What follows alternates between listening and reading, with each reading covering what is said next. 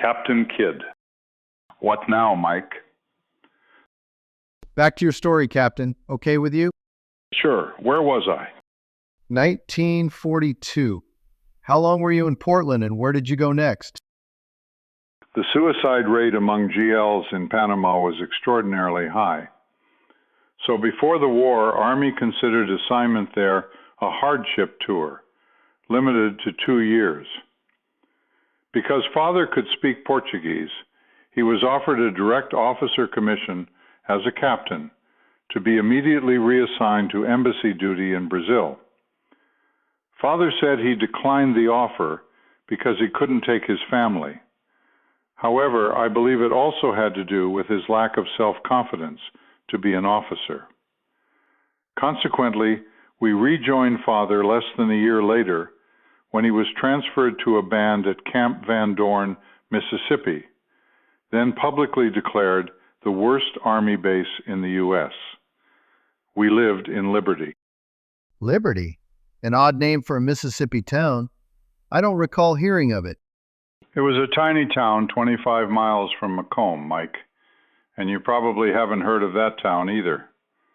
It probably still is a typical small southern agricultural town with a town square, a courthouse, small shops, and a large Baptist church, which I attended.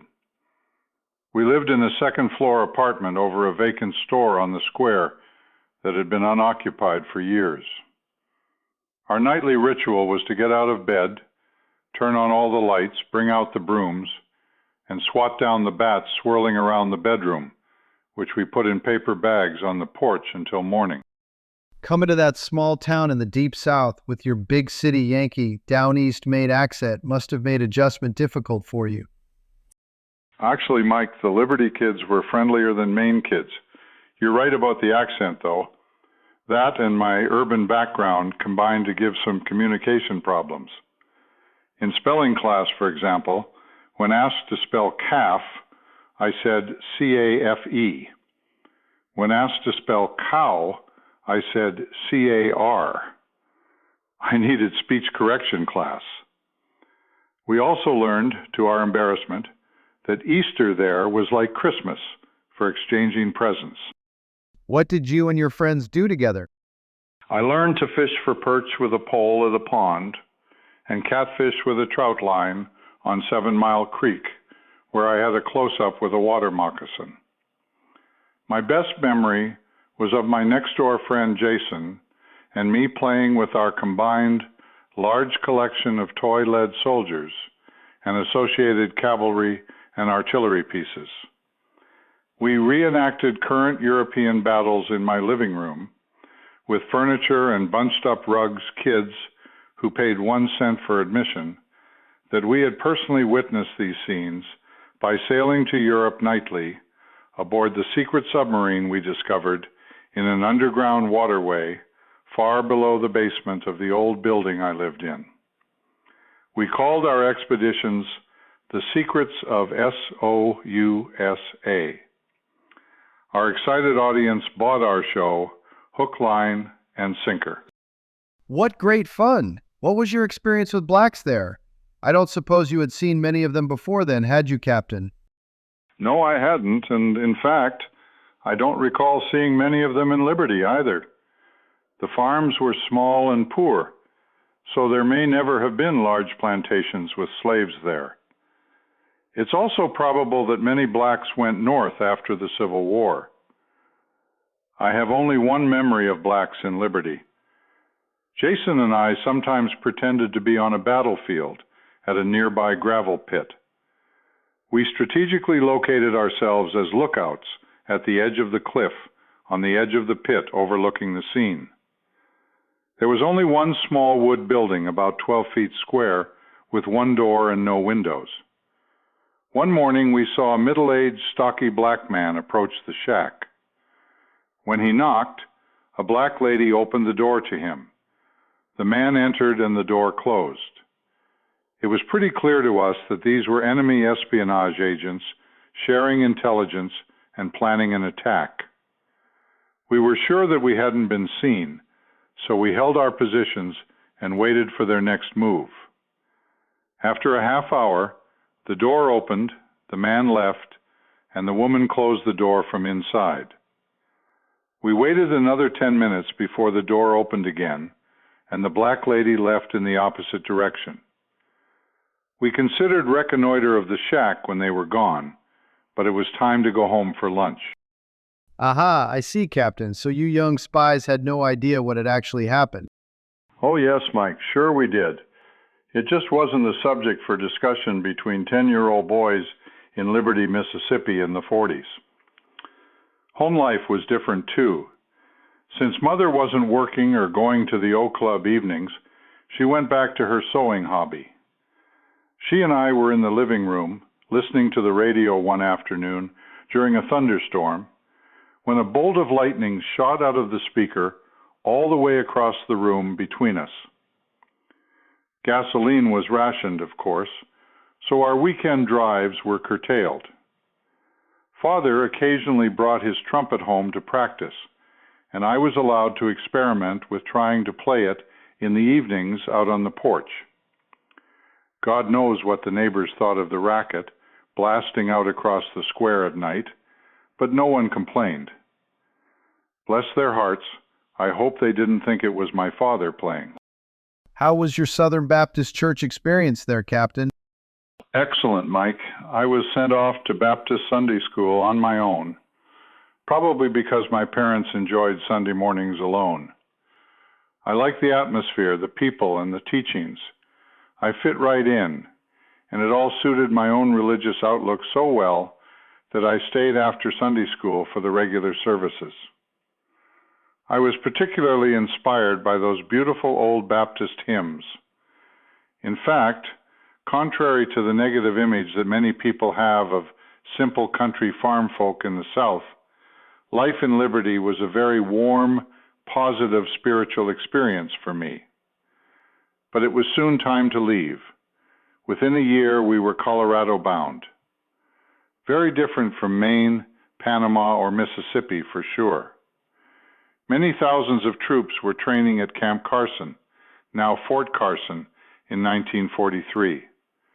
Consequently, family housing was so scarce that we lived in a 2-room efficiency motel apartment in Manitou Springs at the foot of Manitou Incline and Pikes Peak for the entire time. I even liked school. I was no longer a C student because school grades were either satisfactory or unsatisfactory. I bet an outstanding teacher, and I joined the school band, trumpet of course, though I truly was always a terrible musician, to the point where Father justifiably did all he could to discourage me. There's no future or security in it, he said. It's a bum's life with alcohol, drugs, and drunks in bars and clubs. The only people who can stand being around drunks are other drunks. Only military or studio musicians can have normal lives. Nevertheless, Mike, I love all kinds of music second only to flying. On to other things, though. My friend David and I built many model airplanes. We launched some of our rubber-powered flying warplanes on their first dramatic short flight with lit firecrackers in them. We also had BB rifles and played war in the nearby rocky Garden of the Gods. My misfortune was having an authentic German helmet, so the kids shot at me. Then we got bows and arrows and target practiced until we were ready to go big game hunting in the Rocky Mountains. On our first hunt, though, we encountered a big brown bear and decided that target arrows were not appropriate weapons for bear hunts. At home, I was unhappy. It was a rougher than usual patch for my parents.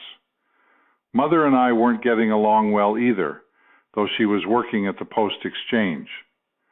There were many harsh words escalating from Father until one afternoon he exploded in a rage and declared that he was leaving.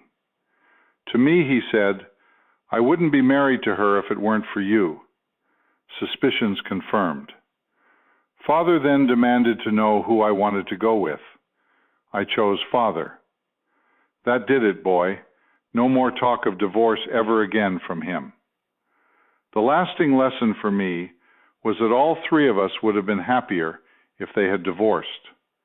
I thought that staying married for the sake of the children was a poor excuse. Does that explain some of your own marital history, Captain? The issue did arise. Was it a factor in your history, Mike?